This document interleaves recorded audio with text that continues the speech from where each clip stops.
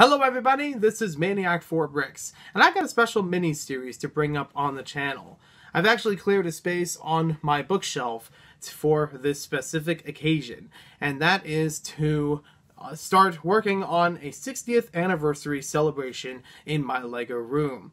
As much as there's still plenty of other stuff to do in here, I do have some space to afford to celebrate 60 years of the LEGO brick in my own special way.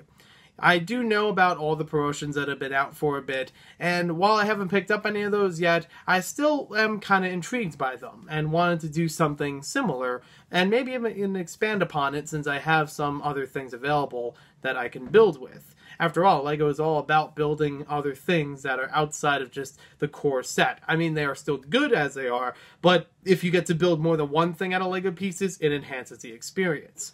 So, that, and also I wasn't willing to put forward the $60 for the Walmart exclusives, not including the Bricks on the Roll box, because, you know, really you're just paying for the box for each of those. You're not even paying for the pieces, or it's more value for those than what you're actually building. But I still want to build those kinds of models. And also with the recent news that the classic police officer for Series 18 collectible minifigures is going to be one per box, which means it's going to be very hard to get each of them for everyone who wants them. Not even just collectors. I think even just your average LEGO fan would like to see that and buy it for $4 with a revamped version and a little tribute on the tile. It's going to be harder for people to get that, and I actually do have the original version of it, so I might actually just work off of that in the event that I can't get the CMF Series 18 one. I've actually looked into, for a bit, like, seeing how the Walmart stuff paid out, and it seems like even your hardcore LEGO fans aren't really, like, completely satisfied with it. Most of it I've been watching through Brickstar, LEGO Freak, Brickset, and I think LEGO Pro Channel. As far as unboxings and getting to really see what each of those things are about and their value.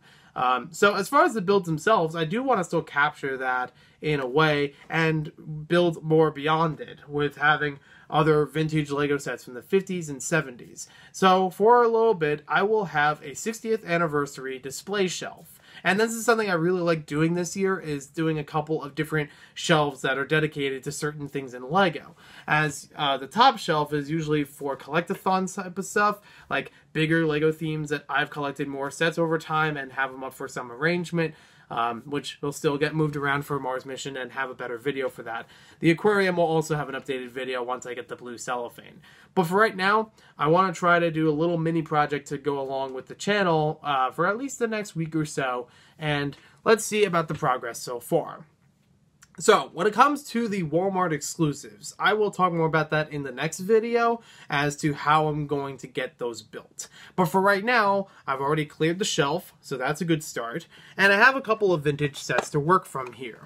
So, the first one is 480, the rescue helicopter. I've had it for quite some time, like a couple of years at this point, but more recently, I've been able to get the actual box to go along with it, and in pretty good shape. This is actually how the boxes were arranged to open. It's not a weird cut that someone specially made. There is a bit of cardboard in there to hold the box together, as well as the pieces, and they do have the instructions inside as well. They're just not falling out right as I'm asking them to. But the set is all there, the pieces are in pretty good condition, and I'm not trying to get everything to be as vintage as it first came out. It's just bonus points if it's like that, but luckily this one actually does have all the vintage parts, and not even just by shape, but even looking closely at them, you'll even tell by some of the logos on it, or just the type of plastic that was used for building them, or even just different arrangements for pieces, like on the bottom here for this giant plate. I'm not one that's going to continuously talk about this for every video, so this is just for right now to say this is authentic. So this one will definitely be going up for the shelf. As I mentioned before, I do have the police officer set number 600. I still need to find the car that goes along with it, and I don't have the instructions. I never got those, but I do have the minifigure itself. We'll see in just a bit as I add stuff onto the shelf. That minifigure will go along with them. I actually just revamped the sticker that's supposed to be on his torso. Back then, they just had sticker torsos, not printed ones. But It was, for some reason, when I got it, the sticker was leaning over inside of the minifigure, like before attaching the legs on. So I just carefully took the legs off, repealed the sticker, put it back on the right way, and it looks decent for right now. I don't know if I have another copy of it, and if I do, I might add that in as well. Or just other ones from that time period, because I believe I have a fireman from around then too.